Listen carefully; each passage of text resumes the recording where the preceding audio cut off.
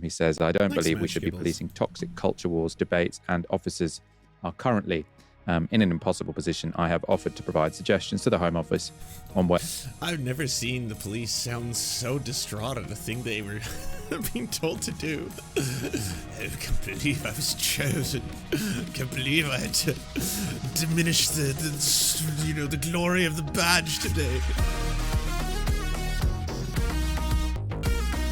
So Graham Linehan was arrested, and it's causing a lot of people to get really upset, and they've got some very strong opinions. I heard that even Keir Starmer is a little bit outraged. He can't believe that this happened in his own country, and I was pretty shocked to learn as well. Let's look up Graham Linehan arrest, see if I can get some footage of it. Police says officers shouldn't be policing culture war debates after arrests of Father Ted creator Graham Linehan. Mark Rowley, this is. Linehan was detained, of course, over so-called anti-trans tweets, and the head of the Met says this puts police in an impossible position. Not really. The comedian is now set to sue the Met Police for wrongful arrest and breach of his free speech rights, claiming he was treated like a terrorist. Let's speak with Sam Armstrong on this, Legislative Affairs Director at the Free Speech Union. Good afternoon to you, Sam. I mean, this isn't even one of those stories, is it, that you, every now and again there's a story, you disagree with it, and but you go, OK, but I can see what they were thinking. This isn't one of those. I don't think anyone could, with a straight face and a scintilla of intelligence, could look at this story and understand at any level what the police or... Just take the dark money, Lance? I haven't been offered any. I'm not in a position to take the dark money. I've been working in the past with political parties, both locally and sometimes provincially and sometimes on the federal level, but I've been doing it for free, as in, you know, when there's like a socialist candidate, I'll volunteer to promote them and I'll make a campaign ad for them and stuff like that. But I've never had a big corporation reach out to me and offer me a certain amount of money every month if I, be part of their team. I've yet to get the tap. I don't even get the tap from, foreign governments. I haven't had the tap from Xi Jinping. I have not been offered anything in that respect. I know Caleb Maupin and a lot of them get their RT funding. Well, I guess so does Tenant Media, right? Then Lauren Chen and all those people get their, unbeknownst to them, but that money coming in from Russia. So I haven't had those offers. I've never had any offers from Mexico. I praise, Claudia Scheinbaum quite frequently on my show. I've never had some Mexican corporation reach out to me and offer me a set amount of pesos for, my joining of their political apparatus. We're still waiting. Still waiting on some kind of an offer. The commanding officer, whoever it was, what anyone was thinking on this. Yeah, the police were not placed into an impossible situation. Pull the other one, please, Commissioner. The law on this is really, really very clear. They arrested him under Section 29B on suspicion of stirring up hatred against people on the basis of a sexual orientation. What, trans isn't a sexual orientation. Gay people find that offensive. Lesbian people find that offensive. A good deal of bisexual people find that offensive. The police didn't do their homework. They didn't get it right. I find you offensive. Yeah, just everything that's going on right now. In general, though, that's not exactly the full story, is it? Right? Like, there are people who are part of the LGBTQ plus who are in there because of their sexual orientation, and then there's other people who are in there because of their gender identity. It's complex. There's a lot more to it than simply that. I think it's also because, he was inciting violence. It was another part of the story. A lot of people haven't been talking about that, but he was telling his own audience to essentially punch LGBTQ plus people. And I've seen like the pushback to that being, well, it was a joke. He was making a joke. Right. Okay. But then these are, I guess, British laws. You'll have to help define them a little bit more for me. Right. They didn't try and apply proportionality. They got wind of a complaint from social media and they went full-blown Stasi. And that is offensive, not just to Linehan. It's offensive to everybody in London, myself included, who has been the victim of a serious crime, bags nicked, phones nicked, burglaries, all the rest of it, who has waited and waited and waited and waited and never seen hide nor hair of a constable, despite the fact that we've got good evidence, massive evidence, CCTV and all the rest of it. The police have got all the resources when they need it, and none, absolutely none, when they're not interested. And when are they not interested? When it's the crime that affects you, me, anyone listening to this. And what I find, I don't know if I should be surprised or not, Sam, but what is extraordinary about this is that You know, when somebody said to these cops, look, we want you to get down to Heathrow. I think they might probably based at Heathrow, I get that. There's a flight coming in. We want you to go onto the aeroplane, not go round the bloke's house later. Even that would be bad, but, you know, that might be slightly more but go onto the plane, arrest him, quite a public thing. Wouldn't one of them have gone, what, really? Really? What, for that? I mean, you'd like to think, and as you rightly say, I mean, like my 7-year-old could work this out. You struggle to get a response for really serious criminality, including car theft, house burglary, whatever. At what point does this kind of misdemeanor warrant an urgent and instant response? Yeah, and wasn't the first copper with a submachine gun enough for him, right? Or wasn't enough? Did we really need the third, fourth, fifth, sixth submachine gun, sidearm pistol, taser? Wait, aren't you all the Law and Order types? What's going on here? All of a sudden, this is all going out the window? No, it doesn't matter, really. At the end of the day, I mean, I believe this is what they call ACAB. Yes, 1312. I'll rewrite, my comrades. CS spray, batons, all to go and arrest a slightly aging, I hope Graham doesn't mind me saying this, comedian who is flying in to already attend a court hearing. This is a man of good character with exemplary record of cooperating with the police services. They went... Oh, in Britain it's all cops are bollocks. Ah, interesting. All cops are bollocks. You can calm right down. I will calm right down, but if you cuff me, I swear to God, I'll be fine. You don't cuff me. For standing up for women's rights, don't cuff me. That was audio from the arrest of Father Ted co-creator and somewhat obsessive anti-trans activist Graham Linehan on Monday morning. The arrest took place at Heathrow Airport after Linehan stepped off a flight from Arizona in the United States. He says he was taken to a police cell, interviewed, and then released on bail with only one condition: no more posting on X.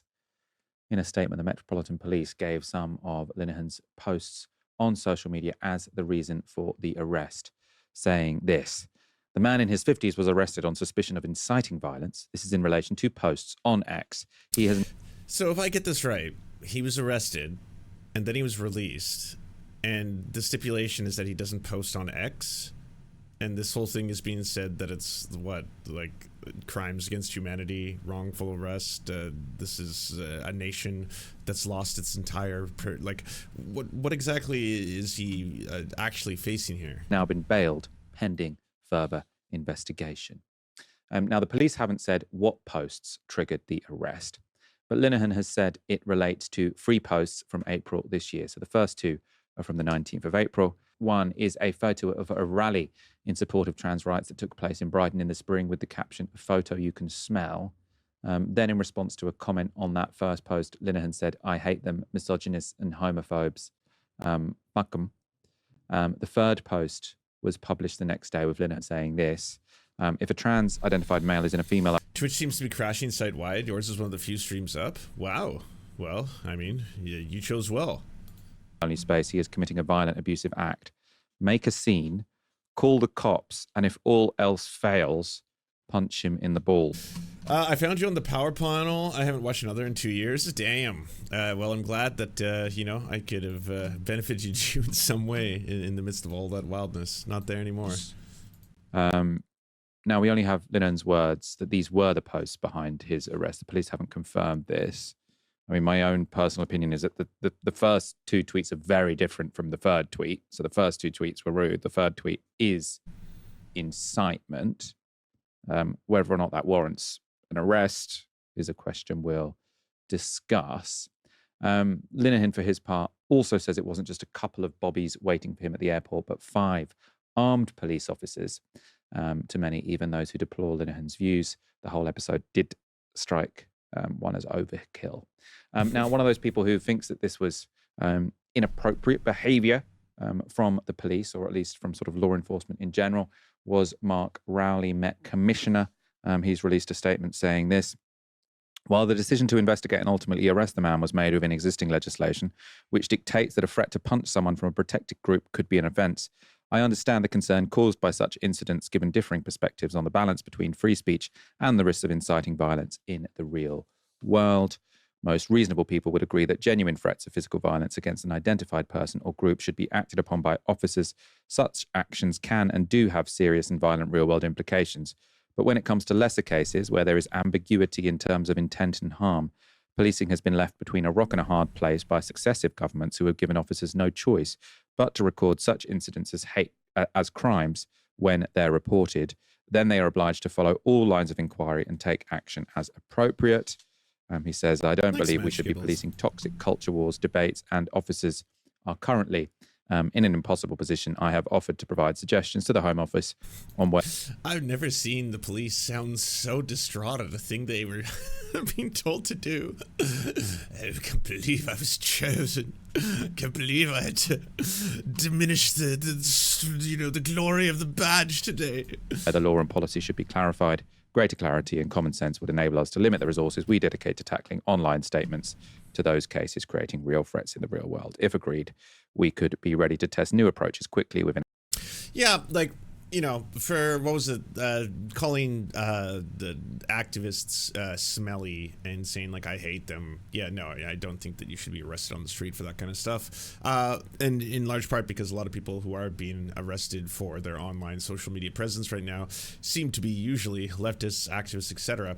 If you're telling your fans to go out and punch people in their genitals because you happen to hate them and you're specifically targeting a group. In the case of Graham Linehan, he's targeting trans people. Well, yeah, that's a lot more extreme. In that case, you know, you can definitely see, like, that's why the people who are now saying, like, I stand up for Graham Linehan, I'm just like, for which part? I was like, for the part that he's like, he's a wanker, but I'll defend to the death his right to be a wanker kind of idea. I was like, the man is just a fucking, you know, loathful, vengeful, horrifying piece of shit who has no problem doing activity that I think warranted a lot more investigation prior to this, right? Like, I think on one end you're getting all these people who are trying to defend what he's done by using the smelly tweet and being like, hey, all he said was like, this group of people stinks. And he's like, do you think people should be arrested for that? No, I don't. I think that's absolutely absurd. That's what it is. He's also done what I think is pretty close to like stalking folk, right? Where he posts pictures of you know, trans people when he like tries to identify them, when he posts pictures of like people's surgery scars. In some cases he was posting photographs of minors, and he was posting topless photos of minors. These were not relatives of his. These were not people he knew. They were pictures of children or teenagers who had received some form of gender-affirming care, and then he was posting their pictures and being like, oh, could you believe how they've been butchered? Look at these photos. And I'm like, that's so fucked up. That's incredibly fucked up. Like, yeah, I think that is criminal behavior, without a question. Like, you're not only are you posting topless photos of teenagers, posting pictures of people you have no idea who they are, you're then obviously going to be bringing an unbelievable incitement to harassment to those groups. It just so happens that like all of that seemed to have been ignored, and now it got to a point where he had made out a tweet where he was effectively telling people to go punch trans people in the genitals. And so it's one of those situations where I think a lot of people on the right are choosing the much less intense examples to defend him and be like, is this not like an affront to free speech? Is this not super fucked up that a guy can't even talk about how he thinks a group of people smell? Like, have you ever made comments about that? I bet you have. And it's like, yeah, of course I have. But like, I would never post pictures of teenagers, you know, from their surgeries and try to like bring attention to their surgeries I disagreed with. That's really fucked up. Like that. Do you defend that? Do you defend that behavior? Do you think that that's completely okay? Because he's not the only one who does that. A lot of people on the right do that. They think it's like some big gotcha, but they'll post surgery photos of people. They have no idea who these people are. A lot of the cases, these people are minors. They're teenagers. You're posting pictures of them, either you know, in various states of undress. I mean, this was so bad that it was in the original trailer for What Is a Woman with Matt Walsh, and then like as soon as that was pointed out, they immediately deleted that part from the trailer, and then that part's not in the movie anymore. But it's one of those things where like, you know what you're doing when you're doing that, right? You're posting topless photos of underage teenagers, and then you're saying like, oh, it's justifiable because this person you know, received this surgery, and I just wanted to show and bring awareness to how terrible that is and all this kind of stuff. I was like, That's some pretty fucked up vile stuff, and I don't know what the law is in the UK, but that sounds like something that you could probably get in a lot of trouble for. So after getting in trouble for harassing trans people, he showed up and continued to harass trans people. Thinks he's a big old hero. This is not even original, by the way. You know, like Billboard Chris has been doing this for a very long time. I hope everyone realizes. I don't know if you know who Billboard Chris is, lesser known Canadian far-right fucking, you know, deplorable pundit. But he was someone who just goes to children's hospitals, stands outside of them with these billboards. That's why he called himself Billboard Chris. And then on the billboards, there would be a variety of things, you know, stuff like this. But this is on the lower end of the scale for Billboard Chris. He would also show, again, pictures and photos of people and their surgical procedures and scars. Profoundly disgusting, weird behavior and stuff that, yes, could put people in danger. If you have people who are standing outside of buildings who are literally holding up pictures of other people's scars, being like, I disagree with this one specific surgery. You don't see these people. You don't see the Graham Linehans, the Billboard Chris's, and all these other weird fucking fucked up freaks going in front of, like, you know, hospitals to talk about any other form of surgery or to talk about any other procedure, or even procedures that have much higher regret rates. They don't really concern themselves with other people's public health or other people's business or their surgeries unless they're trans. Like, the same thing is happening to the US right now in their gun laws. It seems like something in which every right-winger will talk to you about the Second Amendment non-stop. Never taking away my guns. I don't want restrictions, all right? I don't want restrictions for anything. You want to come for my guns? I'm coming for you kind of shit. So no restrictions on fucking, I don't care about criminal background checks. I don't care about, you know, different forms of whether or not you have mental illness or something that should be checked. I don't even really care about age, to be totally honest with you. Yeah, a fucking 16-year-old should be able to have a fucking AR. Like, I think they should be able to defend themselves against tyranny. Whoever needs it, fuck it. You know, we don't need restrictions on our guns. And if they come for our guns, I'm coming for you. And then Donald Trump's like, I'm now thinking of making sure no trans person can buy a gun. And what a surprise. The writer suddenly, oh, well, you know, exceptions can be made to the Second Amendment. What does the Second Amendment really mean? I mean, this is kind of archaic text when they said the right to bear arms. I mean, what were they talking about? Like literal bear arms? Were they talking about people's right to bear arms? Were they talking about land-owning white males? Were they talking about a well-armed militia and how that's, you know, necessity? I think perhaps we should re-examine our gun laws in this particular case. They did the exact same thing for the Black Panthers. Like, whenever you want to see the exceptions to any of the core beliefs that any of these people have, it just has to be if it affects a group I do or do not like. Like, it's not whether or not it's a principle that they believe in, right? And it's for that reason that I'm being completely clear. If Graham Linehan was just being arrested, you know, for the fact that he had made that one post that a lot of people are using as an example, like, you can smell them from here, and it was like a picture of all these, like, you know, LGBTQ plus activists, I don't think he should be arrested for that. I don't. I think, like, that's absurd. I think arresting a man, like, taking resources, using state violence, arresting a person, even if they're a fucking bigot, but just for making a post about how they think other people smell, yeah, that's absurd. I'm sorry, I don't support that. You know, I'll laugh at the fact that this horrifying man is having more difficulties in his life, but, like, ultimately, are they like, do you think that we should work towards enforcing this kind of shit? No. Like, what the fuck are we doing here? We're gonna arrest a man just for a fucking these people smell post? You know how many fucking people will now be on the chopping block because they make, like, I can smell that room from here jokes? Like, that's a very common trope and theme on the internet. No, you shouldn't arrest him for that. But for the shit where he's posting minors or teenagers or pictures of like other people's kids and their surgical scars, especially in states of undress, like, that's fucked up. I would hope that you right-wingers would also realize that and accept that, like, that's not acceptable behavior either. Right? Like, if I'm going to grant you that I don't think Graham Linehan should be arrested for the they smell post, then can you grant that it's also supremely fucked up to post pictures of other people's kids and their surgical scars in states of undress, nude photos where it's just like, look at how they were butchered and stuff like that? Like, that's really fucked up too, right? Is there anything there, right, to agree on that?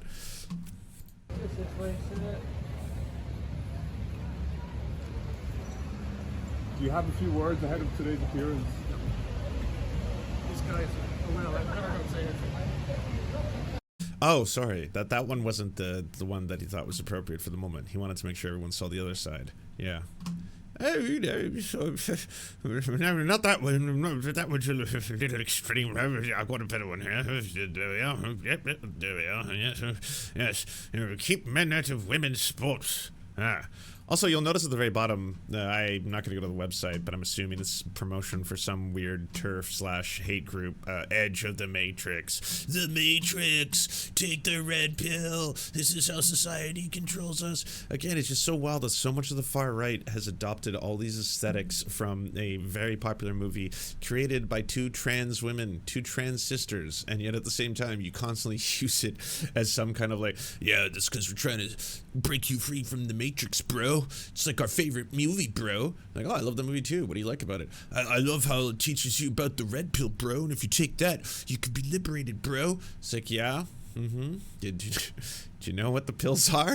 Do you know what you'll be liberated from? Do you know what you're going to be taking? You might have to read a little bit more about it. You know, I know media literacy is not at an all-time high, but it might be one of the ones you look into, because not a great look if that's something you hate.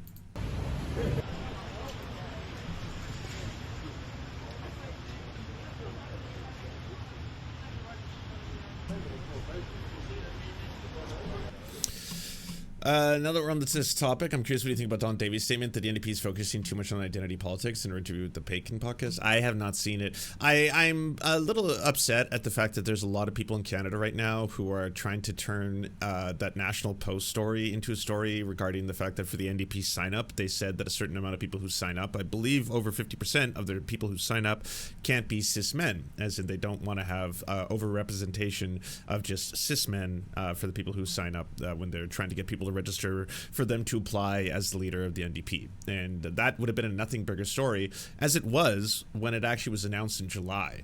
And so because the National Post just did a big story on it today, being like, identity politics of the NDP as they're trying to get people to sign up, non-cis men, blah, blah, blah, and all this kind of stuff. And I was like, first off, none of you had a problem with this when it actually was announced months ago. And this is not specifically, like, again, because people, I guess, who don't actually understand what the terms mean, think that this is 100% to do with trans people. When they're saying cis men, that they want non-cis men as well, in that, like, you know, the majority of people who sign up for you as a candidate should be represented.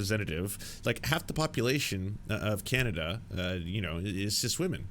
So they want representation there. So can you get cis women to also sign up for you as a candidate? So it's not just, you know, 50,000 men essentially in one corner of wherever. And because marginalized communities often are also underrepresented, that's why they specifically stated cis men. It's like, it's nowhere near as controversial as the story like got blown up and made out to be.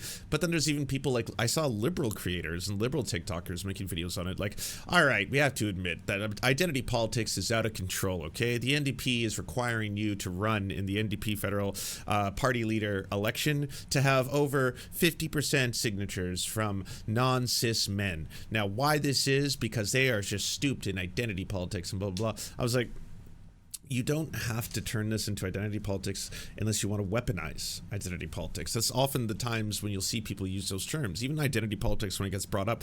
Like I've said this before, you can have a campaign like the one led by Zoran Mamdani, where at no point in his campaign was he making a centerpiece of it about identity politics. The majority of all the stuff that man was talking about was affordability, right? Like he would often come and talk about how rent is too high, the cost of living is too high, transportation costs are too high, so much money is being funneled into the hands of the very wealthy. You can do all that, and at the same time, if someone is like, hey, do you reject the idea that like trans people exist? You can be like, no, why would I ever, what the fuck is wrong with you, right? Like anytime Zoran Mamdani was actually asked about trans people, he's like, trans rights are human rights. I stand up for all people. I want to represent every New Yorker. I want to represent a New Yorker whether you're black, white, straight, or gay. So why in the world would I want to kick out one group?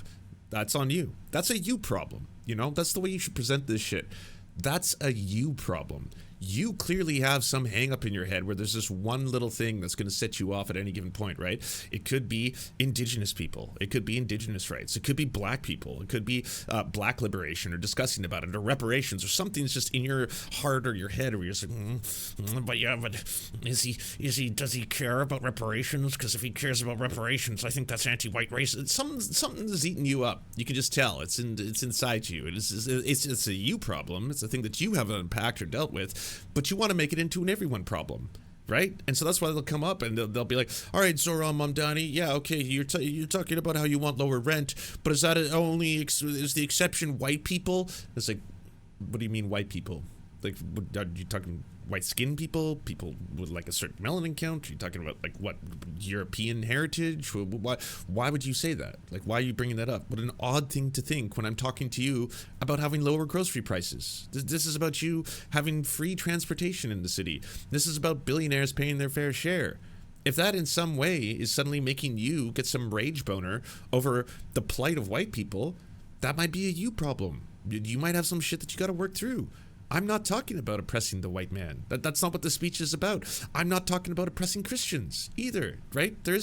I'm not here to tell you that your war on Christmas is cartoonishly embarrassing and that it most likely is because you piss yourself at night. I'm not here to say that. If that's the case, I mean, again, could be a you problem, but why do you want to bring that up? Why, if I'm telling you right now that we have a cost of living crisis, that we are in a very, very bad situation, and that we should work together collectively, we are stronger, just as a society, if we work together to help each other, and that right now, as we are, all this money and all this power, all this wealth is being funneled into the hands of the very few. And if your response to that is like, what about my Christmas? Well, then again, I think that's a you problem, sir. I think you got to work through that and then get back to me. And the same thing applies to any other weird identity politics fixation that people have, where like it is bad for a Chris Cuomo or a Democratic operative or even like an actual high-end Gavin Newsom or Pete Buttigieg to start bringing up the fact that, like, I got to be honest, when it comes to the trans issue, we got to meet people halfway, and we got to accept that maybe all of their concerns are not completely invalid and stuff like that. No, you don't. What are you talking about? The very people who espouse this kind of stuff and talk about this kind of stuff are, I would say, very unhealthily obsessed to a point where it dictates a lot of what they concentrate on a regular basis. You could be talking to them about things that actually impact their lives, and they could be working or concerning themselves with things that actually impact their lives. Imagine that. Imagine if, like, someone who spends all day telling you about how trans women are ruining sports, trans women are ruining women's spaces, trans women are in the bathrooms, all this fucking the J.K. Rowling, brain obsessed bullshit. Like, there's clearly, like, and this includes Graham Linehan, a obsession, an unhealthy obsession to the point where it has made them incapable of functioning in society. These are people who are dangerous to society. These are people who want to stand outside of bathrooms and look at your junk before you're allowed to take a piss or a shit. That's really fucked up. That's weird. In other conditions, you would immediately identify that as this person is a danger generally to society. And what he is talking about is dangerous for society. This is not a thing that the regular person who's going about their day or someone in politics is ever thinking about. They're not sitting there like, you're right. I should really, really, before I allow a complete stranger, not myself, but a complete stranger to use a bathroom, a public bathroom, something of which, yes, no, I have no business in actually watching them or participating in the act, but I should make sure before they do that, what exactly are their genitals? Do they have a penis or a vagina? That's something I'll need to know, and I'll need to be able to know before they are allowed to use that bathroom. And I should also concern myself about whether or not people are faking it. Because, I mean, anyone could say that they don't have a penis, but what if they don't actually have a penis? How can I know that? How can we truly know that unless we inspect their genitals or have some kind of code of, like, wait, who gives a fuck what people are doing when they want to go piss or shit? Leave them the fuck alone. What's wrong with you, creepy piss man? You are a disturbance. You are a genuine threat to society. That's how people like this should be treated and ostracized, and genuinely, if they will not let it go, well then I'm sorry, then maybe they need to be removed generally from society and institutionalized in some capacity. I think they need therapy. I think this man could benefit from years and years of therapy to unpack whatever the fuck went wrong in his brain that he's gotten to a point now where he's legitimately concerning himself with the sexual orientation, with the gender, with the bathroom activity, all of that, of complete strangers who did, again, it has nothing to do with him. It does not affect his life until he made it his life. That genuinely is an illness. And, like, I know him and J.K. Rowling and all these other people, John Cleese, they have to frame the entire thing as if, well, no, this is a cause. This is a cause. I knew that I would have to take this upon myself, and if I didn't, then, like, the world was upside down. And yes, I've lost my wife. Yes, my daughter doesn't speak to me. Yes, I've lost my career. Yes, I've lost my fan base. Yes, no one wants anything to do with me except the grossest, weirdest Nazis around me. But ultimately, it comes down to this: am I right? And if I am, then they're all wrong. You know what you sound like? You sound just like QAnon. Like beat for beat. You sound like every other conspiracy theorist who's lost everything but will never let it go, no matter how absurd or unscientific or wild, or even if you are surrounding yourself with the worst, most deplorable, disgusting ass Nazi-like types, you persist and you continue. And you push this shit, and that's what, like, it doesn't matter how fucked up shit gets, doesn't matter how many lives he ruins, doesn't matter how fucking, how much trouble he gets in, even if he gets a criminal record, arrested, or any of that kind of stuff, maybe he won't even travel again, who knows. Don't worry, you'll probably be fine. It seems like the UK gives a pass for a lot of the bigoted white men who want to continue to just spread their bigotry. Like, look at Tommy Robinson, all right? Like, you'd think a man with a rap sheet like Tommy Robinson would not be allowed to go anywhere, but apparently, he just fucking shows up in Canada one day, the next day he's in Australia, next day he's like in some other place where he needs to be like, we need immigration, it's reintegration, immigration fused together, it's not Nazi stuff, just believe me on this one, immigration, yes, as in all non-Europeans must leave now, they must leave, all of them, all the non-Europeans, yes, only Europeans can stay. Nazi shit. You're all Nazis doing Nazi stuff, hanging out with Nazis. It's what the whole thing is, essentially. Oh, but it's Colin. Why is he sweating so much? What is going on? It may have been from the boards. Maybe he was just like, he could have gone with, I don't know. Are these not plastic? They look like plastic. Why was he just, maybe it's just a really hot day in Britain, I mean, it's a really hot day a lot of the time in lots of parts of Canada, so it could be that. I don't notice anyone else sweating that much. Just him? Everyone else seems fine. Even people wearing full-blown jackets, carrying cameras. Like, if the cameraman doesn't have an ounce of moisture about him. Oh, inconclusive. It cuts before I can see his back. But even here, I do not see any drips. I don't see anything going down, right? It's tough. But even from that, but it jump cuts. But I don't see anything even here. There's no perspiration. Meanwhile, his entire collar is drenched. What the fuck is going down? Yeah, he's got that Rudy drip. Did someone throw fish at him like Sargon of Akkad? Help me out here, Britain. I need to know. They took everything from me. My perspiration. You should talk to Prince Andrew about, whether or not you need to go volunteer in the Falklands, because apparently that removes your ability to perspire this much. So yes, he's attending his trial for harassing trans women while harassing trans women. Great stuff. Good stuff. Oh man, this broke my heart. Just to be clear, big Kids in the Hall fan. Even if you're not a Canadian, I assume some of you are a Kids in the Halls fan, but awesome show. Super pro LGBTQ+, at least it was kind of revolutionary at the time. Tons of drag, gay characters, all that kind of stuff. Some of the cast members actually turned out to be gay themselves. I thought it was a sign of progress kind of stuff, and it sucks to find Scott Thompson saying, I stand with Graham Linehan at Glinner. Not even enough to just say, I stand. Like, you could have made so many different speeches here. I mean, this one is just that this is blatant. This is, I'm sorry, you are now dead to me, sir. Yeah, you could have been like, well, I disagree with a lot of his bigotry, his politics, and the way that he targets trans people. I think it is unfair for someone to be arrested for what I think was a joke. That would, totally fine. Totally fair. At that point, I would have been like, you know what? You're being very clear with this. You thought maybe that one of the tweets that he had made was just a joke in and of itself. That one was just like too far. But honestly, this here is just straight up like, I stand with Graham Linehan and I'm tagging him so he knows, and then he can retweet this because he needs all the support he can get. Like, fuck that noise. What's wrong with you? That sucks. I'll still enjoy Kids in the Hall for the Kids in the Hall, the segments they had. Thank you so much for watching, everyone. This video wouldn't be at all possible without the financial support of all the people whose names you see on the screen right now. And if you want to unlock secret bonus episodes, content that we can't post anywhere else, or get the videos early before anyone else gets to see them, please go on to patreon.com/theserfs. For as little as $1, you can help support this channel and help make more videos like this possible. Our executive producers are Anna Loves Riley, Adrian McCarthy, Bobby Lasers, Cheryl Alvarez, Comrade Junkie, Doug Caddy, Everything Important, Garrett Sandoval, Hagbard Celine, Jimmy Sombrero, Multimondi, Omni, Political Papi, Preston Kroll, Quiet 185, Richard Boehm, Riley and Anna, Roller Dragon, Cernicus, Stellar Gwyn, Sebastian Demel, Tigwick, Trav, and Words Greenwood. And also, it wouldn't be possible without all the names you see on the screen right now. Again, if you want to help produce this content, it's only made possible through the funding of our patrons.